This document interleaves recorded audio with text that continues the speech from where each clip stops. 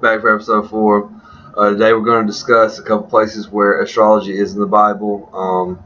Astrology is like kind of one of those things that's real shaky for Christians. They see it. A lot of people see it as because of how the Roman Catholic Church has made it out to be, and also the emphasis of only certain scripture versus all of scripture. Also, always remember Scripture is contextual, and it also is always there. It can always show you something new, especially if you ask, like, "Dear God, please just let me get eyes to see." Not just to look, but to see. Let me understand what you want me to understand. In Yeshua name, thank you. I mean, that's the little prayer I do. Before I get really into some word or something, because depending on what level your brain is coming from, is depending on what you're going to perceive. So that's why we have earth, wind, water, fire, or earth, water, wind, fire, however it goes. But, those all correlate to your brain patterns. So, another fun fact. But anyway, we're going to go ahead and get right into this. I finally got some software so I can do some editing and stuff. So hopefully this won't be as choppy or whatever for y'all. I really hope that y'all receive it well, and that it really speaks to y'all and gives you a little clarity, maybe makes you not so afraid of looking at the Bible or giving it a little credence, because it's ancient knowledge that has been put there. There was inspiration for it as well as inspiration. So maybe some of the things that's in there also predate its being put in there. So just to keep up in mind. Whatever, but I'm gonna get right into some scripture. I'm gonna have all of these scriptures in the description box or whatever, so that you can look for yourself, because it's always really important to look for yourself, form your own opinion, and really know it, because scripture is supposed to be written on our hearts. It's not supposed to be in our minds. It's supposed to be something that really we reflect upon in our deep inner space, and that's the beauty of scripture. People try to make it so nasty, or that it only is one way, but no, the scripture only says that we should love truly, especially Yahshua. Yahshua's message was that we should love completely and utterly and selflessly, and just go out and serve and be a fisherman of men. And we should still be doing that. We should still be being light in dark places and still being salt of the earth, to give their life season, basically. But anyway, I'm going to get right into it. So from the beginning, Genesis 1:14 actually says, "And God said, let there be lights in the firmament of the heaven to divide the day from the night, and let them be for signs and for seasons and for days and for years."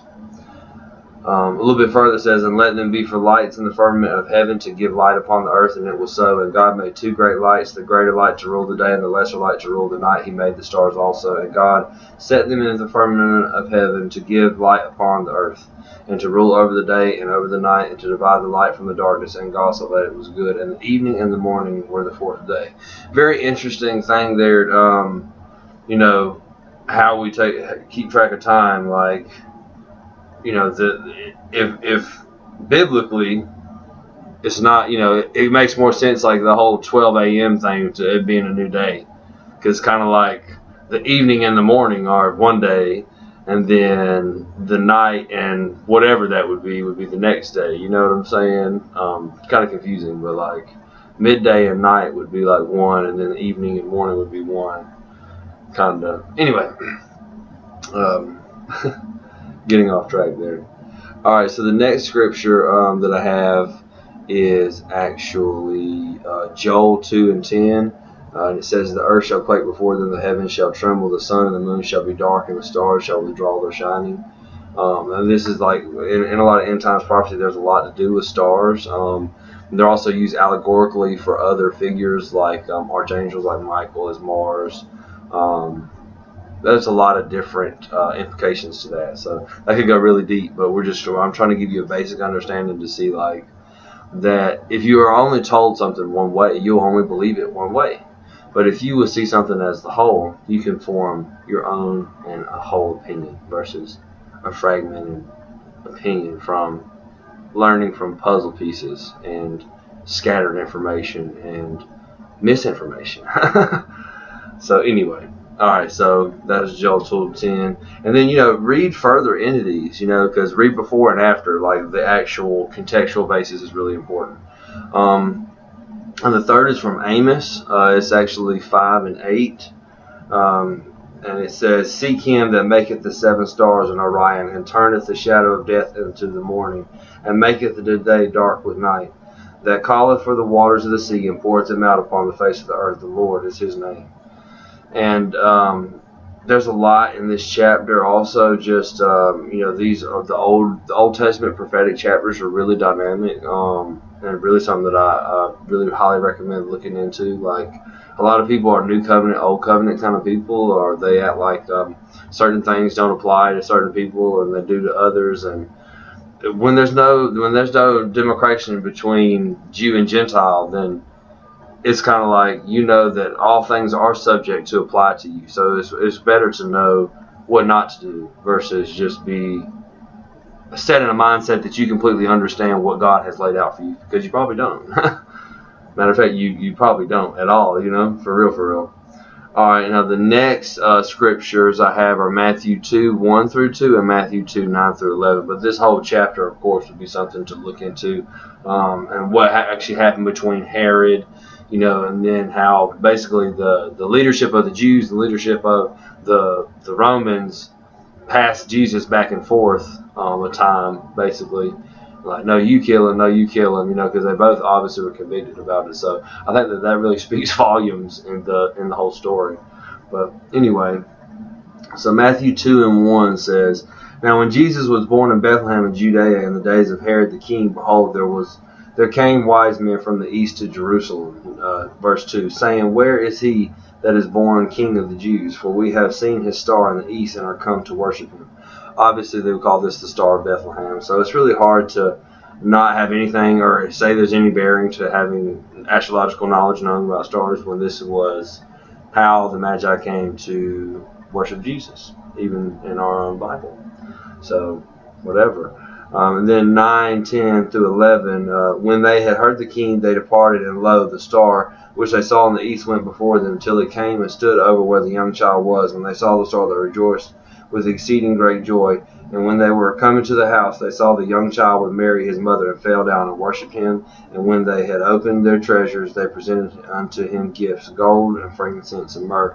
And it's very important, the things that he was given, and even important to realize that in the creation of the universe, creation of a star, gold is always present, diamonds, things that heat and pressure create are just like us. And we're encompassed in that, and that's why those gifts are important, because they're allegorical and they're also literal. A lot of people take that away from the Bible, that it couldn't be so perfect that it was an allegory. So it represents other things, and it actually physically was other things, which I believe in 100%. I don't think that we can keep putting God in a little box, because God's not going to stay in a little box. Okay. So please quit, let him out his box. Let them out of their box. You know what I'm saying? Because even God says that I'm the King of Kings, the Lord of Lords, the God of gods. That doesn't mean that the other ones aren't there. It's just don't admonish them before you admonish God. Don't do more for them than you would for God. Don't go the extra mile. Don't invoke their name versus invoking God's name. That's the whole gist behind whatever. Know who you have here. That and all the rest of it, seek ye first the kingdom, and all things will be added unto you. All right, so the next scripture that we have is from Colossians 2:16, and it says, "Let no man therefore judge you in meat or in drink or in respect of any holiday or of the new moon or of the Sabbath days." So and all the stuff that goes around that contextually just really shows you Christ was subject to the things that Christ was subject for a reason. And those same, maybe those same energy, we should not look at it so small and look at it as those same energies that were vanquished in that perfect sacrifice were the same energies that have been coming. had been plaguing man, and people don't like to really give Yeshua his honor and glory and praise, but at the same time, Yeshua didn't want us to praise a messenger.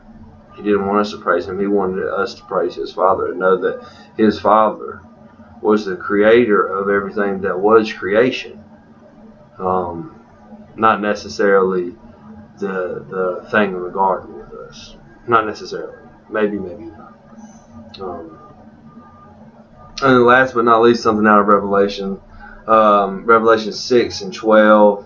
And I beheld when he had opened the sixth seal, and lo, there was a great earthquake. The sun became black and sackcloth of hair, and the moon became as blood. So last year, around the time of the Great Eclipse, the Great American Eclipse, a lot of things happened that were biblically prophetic as far as alignments go. And I have a little bit of a theory about maybe what it could possibly be, but it's something that we're not supposed to perplex ourselves about. It's just interesting things that I've figured out or seen, like that alignment was on September 23rd of 2017. There was also like a big quasar that hit the planet then.